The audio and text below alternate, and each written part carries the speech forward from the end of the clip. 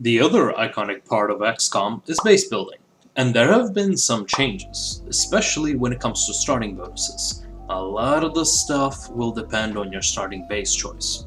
Just keep in mind, money is tight, maintenance is high, and aliens are unrelenting, so you will need anything you can get your hands on to give you an edge. You will need to nickel and dime so hard by the end of the campaign you will be an honorary Israeli citizen. Let's get the most important part out of the way.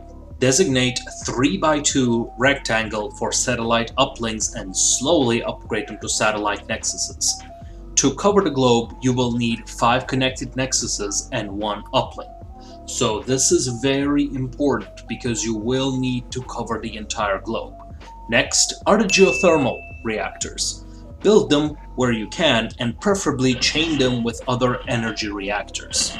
And now, designate 1x3 area for miscellaneous space for plot-relevant buildings and stuff that do not get adjacency bonuses such as officers. Now comes the hard part, labs and workshops. Now, I need you to know some important fact of life. Engineers and scientists just cannot get along with one another, and this is reflected in this game beautifully. I would know, because I'm both.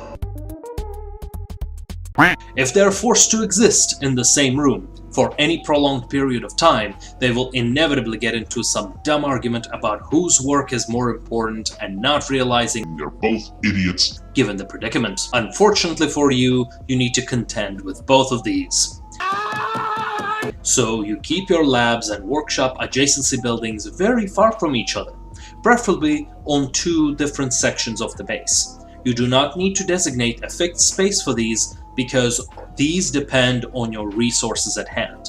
Good thing is that towards the late game you will have completed the entire tech tree and can start demolishing your labs and workshops. You will need some until you are fully equipped, but that is going to come in later. What you will need in the late game is energy buildings, because Last MacGuffin will need more energy than the rest of your base combined. Then comes the equipment. This one is straightforward and is unfortunately completely up to your preference. Why is it unfortunate? Because you've got a lot of choices and a lot of wrong choices. Now, you got a lot of options in terms of accessories and sometimes weapons, but it all boils down to what you want out of a specific class. Bring extra armor for your tanks every time, extra clips for your DPS, medkits for your medics, and grenades for engineers. The rest of the stuff depends on what you want from a class. I usually just equip them with scope and hope for the best. So you gotta ask, do you want your gunners to be better at suppressing or shooting? Do you want your supports shredding organics or inorganics? Do you need extra defense? Personally, that was not the case for me, and I just went with battle rifles and only specialized on plasma.